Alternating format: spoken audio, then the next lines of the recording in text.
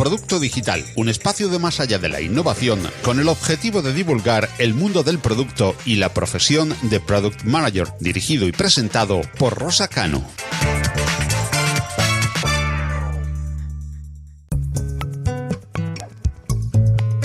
Este es un nuevo episodio de Producto Digital dentro de Más allá de la innovación, donde Rosa Cano va a seguir profundizando en temas relativos al Product Management. Hoy hablaremos de estrategia empresarial orientada al producto digital y para ello comenzaremos lanzándoos a vosotros, a la audiencia, algunas preguntas de reflexión. ¿Podrías explicar cuál es la estrategia empresarial de tu compañía? ¿Sabes cuánto influye la cultura de una organización en los resultados de los productos que desarrolla? ¿Tienes claras las metas y objetivos que persiguen los productos digitales que estáis desarrollando? ¿Están alineados con la estrategia de la compañía? Y sobre todo, ¿lo están con las necesidades de los clientes? Hola, Rosa, con estas preguntas, ¿por dónde quieres empezar hoy? Hola, Paco. Pues gracias por lanzarnos estas preguntas tan interesantes. Yo creo que este es un buen episodio para empezar cogiendo esas preguntas y relacionándolas con experiencias propias. Vamos a ser un poco más cercanos. Yo la verdad es que hablar de estrategia me trae muy buenos recuerdos porque, claro, yo empecé en un área de tecnología y hay que crecer mucho para desde un área de tecnología empezar a preocuparte por estrategia, ¿no? La verdad es que cuando piensas a lo mejor en un developer, ¿no? Que empieza su carrera, la mayoría de lo más cercano que tiene a la estrategia es que alguien le cuente que hay un ente que se llama negocio, ¿vale? Pues realmente cuando vas construyendo y vas aprendiendo más y más sobre productos digitales te das cuenta que el negocio no existe, ¿no? Que esos stakeholders son personas, que los clientes son personas y que los departamentos que te rodean también son personas, ¿no? Pues crecer y acercarnos a las personas es acercarnos a la estrategia realmente, ¿no? Yo creo que también cuando decidimos abrir este vertical, yo dije que íbamos a tener 2 audiencias y cuando hablamos de estrategia en estas 2 audiencias, la primera audiencia que tenemos es la de decisores y creo que es muy importante mezclar estrategia corporativa y decisores, directivos de nivel C, porque siempre que se abre un área de producto hay que ver cómo es el encaje de esos objetivos que tiene la empresa y qué objetivos le van a marcar al área de producto, ¿no? El objetivo genérico es generar productos de éxito, pero el éxito es muy subjetivo, ¿no? En una empresa, un producto que puede ser exitoso,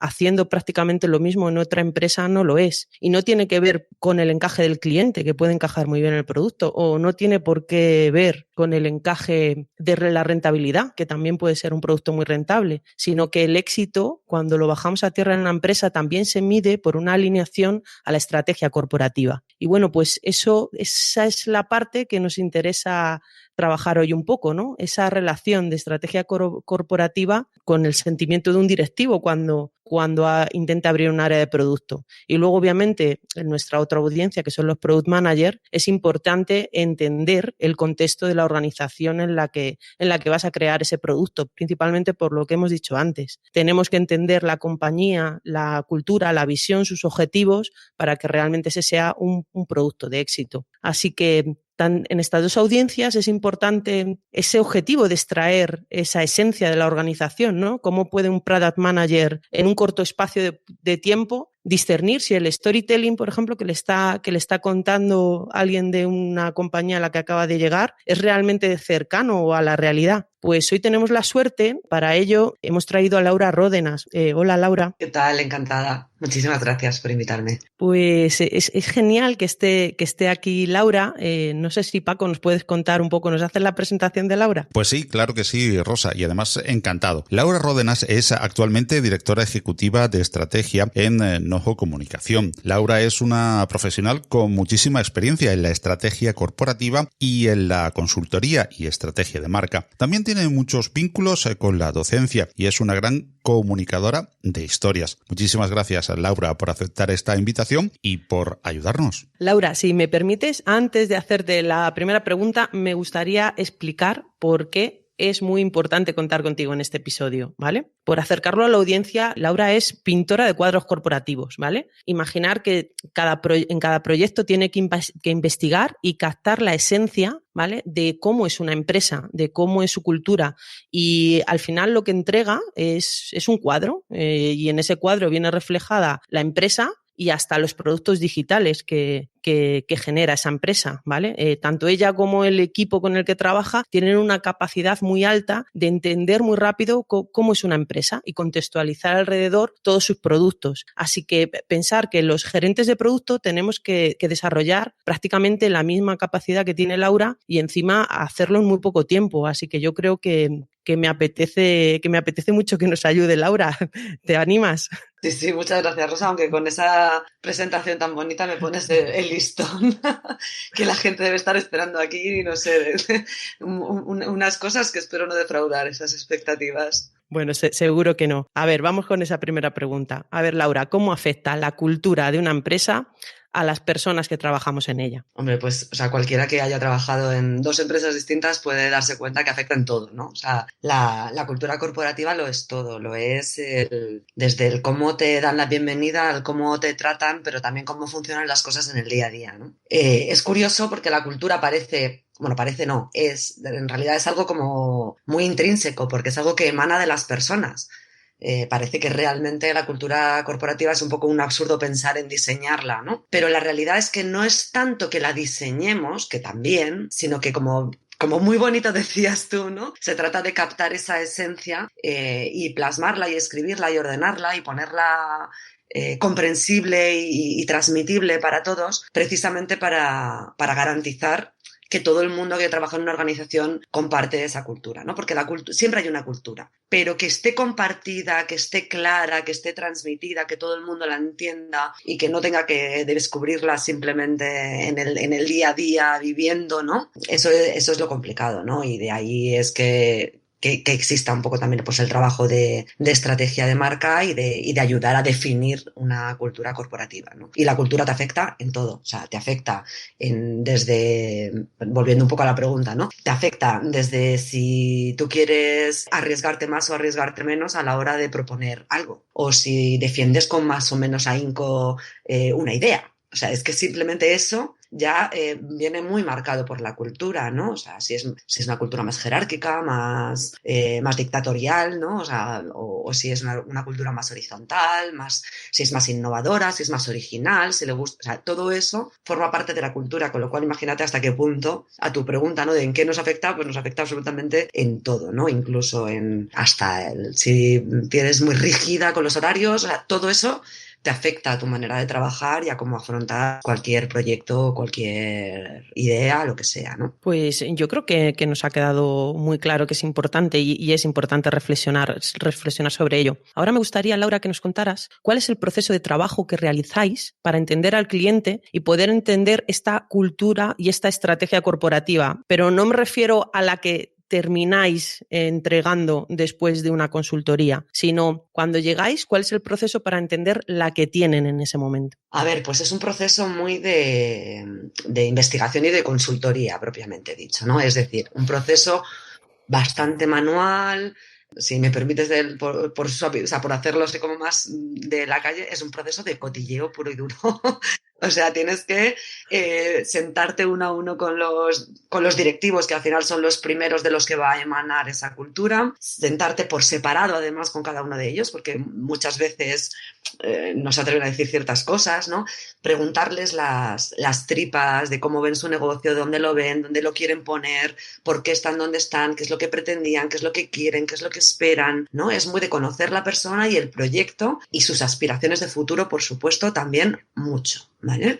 Y con quién se comparan, en quién se fijan, a quién no se quieren parecer, ¿vale? Esas son preguntas muy importantes para ayudar a la gente a transmitirte qué es lo que quieren ser. Luego, por supuesto, preguntarles en términos de objetivos, en términos de propósito, ¿no? ¿Por qué estás haciendo lo que estás haciendo? O sea, ¿por qué generas esa empresa? En términos de valor, ¿qué valor esperas aportar? ¿No? O sea, porque hay muchas veces que la realidad, muchas veces que te encuentras que esa persona está haciendo ese proyecto o ese negocio por una mera cuestión de ganar dinero. Ya está. Y es verdad. Y es que te lo encuentras así. Entonces, ahí el punto está. Esto perfectamente lícito, ¿no? O sea, tú puedes estar haciendo esto por dinero. Ahora bien, tu marca y tus empleados y tu gente, o sea, nadie va a comprarte para que tú ganes dinero. Entonces, ahí es donde a veces tienes que darle la vuelta, ¿no? Y dejar de entrelazar el concepto de cultura corporativa con el concepto también de cultura de marca, ¿no? Que deberían coincidir, pero bueno, hay veces que no es así y que hay que intrincarlos, ¿no? Entonces, en cuanto a el proceso que seguimos para averiguar, pues sobre todo eso, hablar mucho con sus dirigentes, si es una empresa grande o en la que hay más personas, efectivamente, por supuesto, hay que hablar también con otro tipo de perfiles, porque muchas veces pues el que lo dirige y el padre de la criatura te lo va a contar de una manera muy distinta a cómo lo están viviendo los empleados u otras personas. Por supuesto, si es algo de gran consumo o incluso aunque sea un B2B, si tienes oportunidad de hablar con algún cliente que te dé su opinión también, o sea, como os digo, es que es investigación pura y dura, ¿no? O sea, son entrevistas, son encuestas, depende del tamaño, ¿no? Vas a una cosa más individualizada o más estandarizada, como puede ser eso, unas encuestas, un estudio cuantitativo, ¿no? Y esa, desde luego, es la mejor manera de llegar a saber y a conocer cuál es la cultura de una empresa, vamos, sin lugar a dudas. Luego, evidentemente, cada maestrillo tiene su librillo y cada uno tiene sus capacidades. Hay que ser un poco psicólogo también, ¿no? De saber qué preguntas hacer, cómo sonsacar a la persona a la que estás entrevistando, ¿no? Pero bueno, es básicamente eso, preguntar y conocer y tener diferentes puntos de vista. Genial, Laura. A mí me has hecho reflexionar mucho con eso de que cada maestrillo tiene su librillo, porque yo que entiendo mucho de gamificación, pues termino llevándolo muchas veces al mundo del juego, todas estas preguntas, ¿no? Porque bueno, cada uno lo lleva a su manera, pero sí, entiendo perfectamente que al final es tener claro cuál es la información que necesitas recopilar. ¿Nos podrías dar un poco esos tips de cuál es la información más importante, Laura? ¿Qué es lo que es imprescindible recopilar? Pues a ver, es imprescindible, como os decía, el saber qué objetivo persiguen, ¿vale? O sea, en términos de propósito. ¿Por qué estás haciendo esto? ¿Por qué tienes esta empresa? ¿Vale? O sea, ¿por qué vendes huevos y no música? Esto es muy importante porque, como os decía, hay veces que, pues porque mi padre tenía una granja y es lo único que sé hacer, y otras veces es porque me apasiona la música. Ahí ya para empezar vas a ver una gran diferencia. Entonces, en términos de propósito y de objetivo es fundamental. Y en términos de valor, que cuando digo en términos de valor es qué quieres darle a la gente que te compre o a la gente que te contrate, ¿no? A la gente que tiene servicio. ¿Qué esperas aportarles? O sea, para mí esos son realmente las dos claves. Entonces, si yo vendo huevos porque es lo único que sé hacer, pero ¿qué valor espero aportarle a la gente? Es, no sé, huevos. La gente come huevos, la gente necesita huevos, pues ya está, ¿no? Se me ocurre un ejemplo muy tonto. Si me enrollo más de la cuenta, se me va la pinza, me lo decís. Pero se me ocurre un ejemplo muy tonto, ¿no? O sea, además tienes que pensar en términos de valor y de valor diferencial, porque es muy raro que vendas o ofrezcas algo que no ofrezca nadie. Que si lo haces, a lo mejor es que no le interesa a nadie y por eso eres el único que lo vende o lo ofrece, ¿no? O has sido muy innovador y te copian muy rápido, con lo cual rápidamente dejas de ser el único, ¿no? Pero se me ocurría eso, un ejemplo muy tonto, que a lo mejor tú vendes huevos, pero tienes que diferenciarte de otros que venden huevos, ¿no? O no, ¿vale? Pero hay marcas de huevos en el mercado y que tienen sus diferencias. Entonces tú puedes decir, venga, quiero diferenciar mis huevos. Y entonces, como está muy de moda la tecnología, lo digital y demás, pues voy a vender o voy a contar que mi proceso de fabricación de huevos es súper tecnológico y súper digital, ¿no? Bueno, pero es que eso le importa a alguien. ¿Cuál es tu proceso? O sea, al final lo que quieren es que la gallina ponga el huevo y sea al revés, lo más natural posible, ¿no? O sea, que además también es muy importante ese término de valor, ¿no? O voy a vender huevos rosas, son súper rompedores, nadie los tiene. Ya, pero es que nadie quiere un huevo rosa. Pues lo mismo, ¿no? Pero sin embargo, si vendes el huevo con más sabor y justificas que todo lo que haces es para que tu huevo tenga más sabor, pues eso sí le va a importar a la gente, ¿no? Bueno, es una tontería, pero es una manera de explicar que tienes que entender, preguntar en términos de valor. ¿Qué valor le aportas? Y en términos de diferenciación también, ¿no? Para distinguirte en esos mercados tan complicados, ¿no? Pues Laura, la verdad es que esto de tener esa empatía con el cliente me da pie a la siguiente pregunta. ¿Cómo podemos averiguar de manera rápida o corta? Porque un product manager no tiene mucho tiempo cada vez que se enfrenta a un producto nuevo. ¿Cómo podemos averiguar en qué papel pone la empresa o sitúa la empresa a sus clientes? A ver, para mí es muy importante saber si testan y hacen investigación. O sea, por ejemplo, sabemos que hay muchos tipos de productos y más en el mundo digital todo se testa lanzándolo directamente al mercado la mayoría de las veces, ¿no? Pero realmente teniendo una metodología de test y de ensayo y error y de AB, ¿no? Del AB testing y demás, si lo hacen así, primero es que entiendo que saben lo que están haciendo y segundo es que les importa lo que opine el cliente. Si tú diseñas un producto de la A a la Z sin haberlo probado con nadie, es que el cliente te importa un bledo. Es que tú estás convencidísimo de lo que estás haciendo y que realmente te crees el mayor gurú del mundo y que tú sabes lo que quiere la gente y lo que funciona y lo que está bien hecho y no preguntas. Entonces, la manera más rápida es saber si testan, si investigan, si hacen investigación de mercado, si hacen testing, tal. Eso es la manera, desde luego, más rápida. Y luego, evidentemente, también si están comunicándose con el cliente, ¿no? O sea, yo creo que una empresa que vive de espaldas a la opinión pública también es una empresa que le suele interesar poco el cliente, ¿no?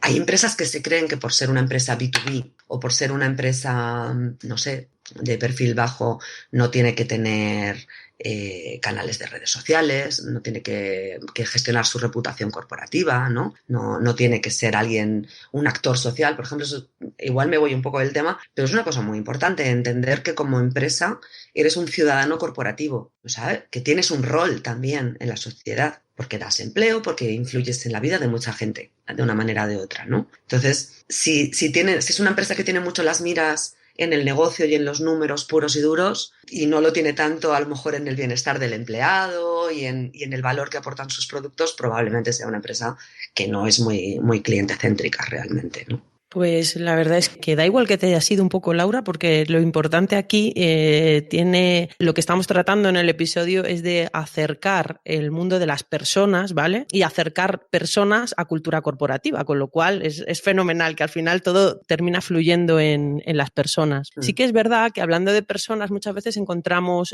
muchas incoherencias, ¿no? Incoherencias de estas en el discurso que nos estás diciendo. Y sí que es verdad que es importante para un product manager encontrar esas incoherencias en el storytelling, porque te pueden pedir un producto con una filosofía bastante cliente-céntrica y tú ponerte a desarrollar midiendo y haciendo muchas cosas, pero es verdad que si no se está aplicando para nada en la compañía y está muy alejado lo que nos están pidiendo de lo que han hecho hasta ahora, pues vamos a tener que hacer un roadmap de transición para poder llegar a ello. No se trata de una empresa que no mide nada y que todos los productos que ha hecho hasta ahora nunca los ha medido, ¿no? O los ha acercado al cliente, es muy difícil llegar ahí. ¿Os encontráis vosotros a nivel de consultoría mucha distancia entre esos storytelling cuando os llega un equipo directivo y os los cuenta, Laura? Sí, a ver, pasa bastante, ¿no? Pero con esto de las incoherencias que has mencionado me ha venido a la cabeza un tema que no he mencionado, que otra cosa muy importante que hay que ver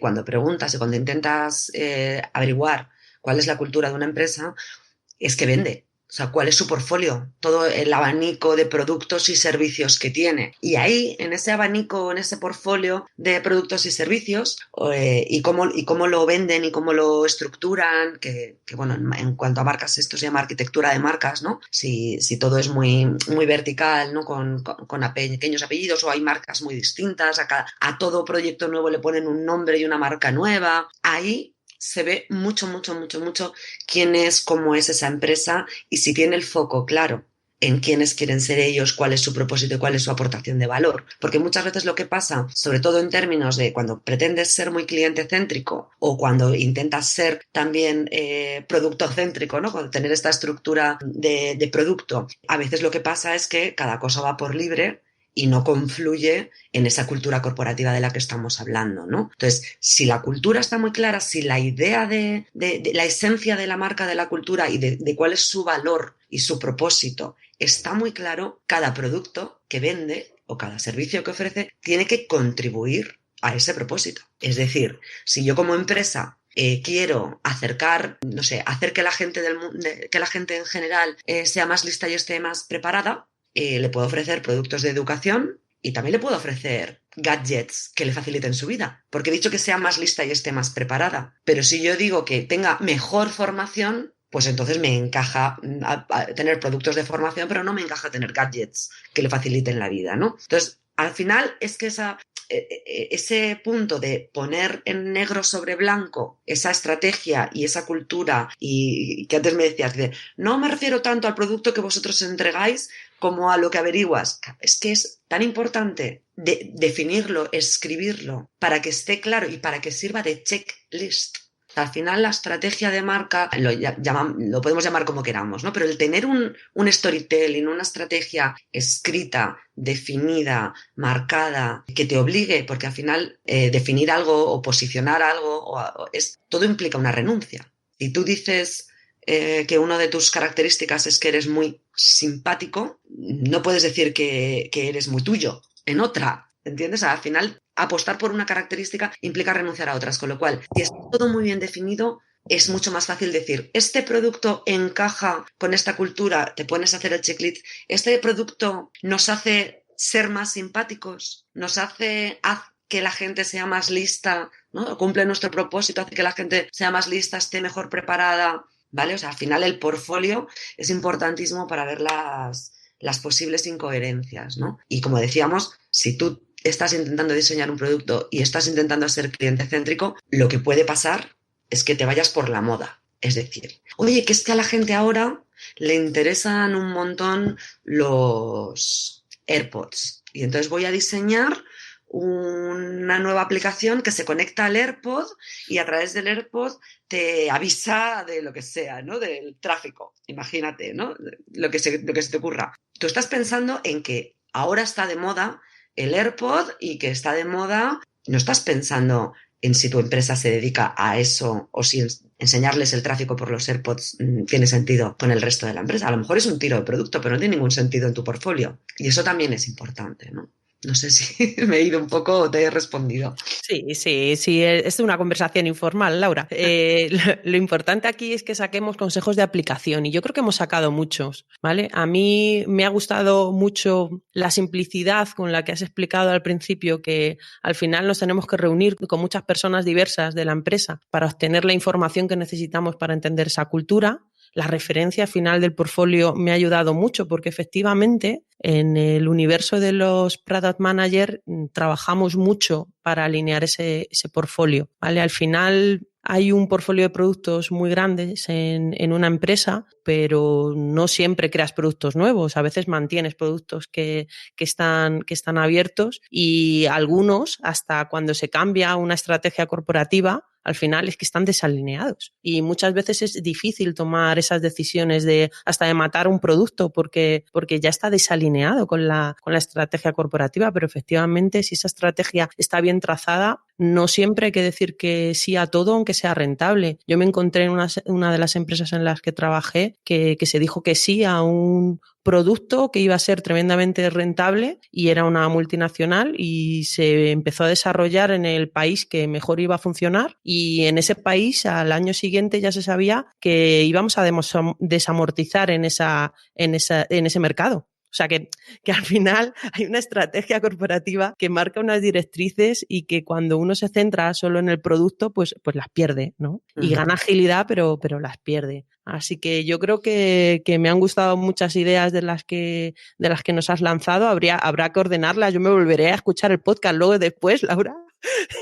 Y volveré a alinear un poco unas cuantas ideas, pero es eso. El éxito de un producto es subjetivo y es subjetivo a esa estrategia corporativa porque no siempre todo encaja en todas las empresas. Así que pensar que cuando alguien como Laura, que trabaja en marca, tiene que pintarlo, pues es más fácil que nos pueda dar tips para cómo encontrar pues eso, todos esos desalineamientos o cómo entender rápido esta cultura. Yo seguro que la próxima vez que tenga que hablar con un directivo intentaré tomar un café aunque sea virtual, pero le quitaré un poco de formalismo a las reuniones, que es verdad que cuando la gente se abre, pues realmente entiendes esa esencia. Pues yo creo, Laura, que merece la pena, si quieres, introducir alguna reflexión final del episodio. ¿Qué es lo que los product managers tenemos que tener un poco en cuenta sobre estrategia de marca corporativa? A ver, yo creo que sí que hay una clave, ¿no? Y es que si esa estrategia de marca o esa cultura, que aunque existe sin más, si no está escrita en ningún sitio, si no hay un brand book, si no hay un sitio donde hay una guía de marcas, toda esa estrategia, esa cultura definida para que realmente se pueda compartir y exista ese checklist, ¿no? Del que hablábamos de esta es nuestra estrategia y aquí es donde vamos, realmente sin eso, si no existe eso, le va a costar más, ¿no? Entender la cultura, ¿no? Pero vamos, sí que eso, es importante que exista ese manual o esa guía y además para poderla cambiar precisamente, o sea, si hay algo que nos está constriñendo, ¿no? Por ejemplo, pues nuestro propósito se nos queda pequeño porque queremos lanzar productos que van más allá, pues oye, hemos detectado que nuestra estrategia se queda corta y vamos a ampliarla. Y es una excusa perfecta para compartir con toda la compañía que ampliamos nuestra estrategia, ampliamos nuestro propósito. Con lo cual, si no se encuentra esa estrategia hecha, que le insisto a los responsables en que la hagan. Pues sí, pues lo intentaremos tener en cuenta, porque es verdad que siempre no es que un área de producto sea un área de transformación digital, que no lo es, pero en gran medida también hace transformación digital. Y muchas veces detectar una de estas incoherencias y levantar la mano, pues, ¿por qué no? Yo creo que a todos en la compañía nos puede venir bien. Así que nada, a intentar tener en cuenta la cultura en cada producto que se desarrolle y nada, que seguimos hacia adelante en más episodios. En el próximo trabajaremos OKRs y seguiremos deslindando todo lo que es estrategia corporativa. Muchísimas gracias, Laura. Ha sido un placer, muchas gracias a vosotros.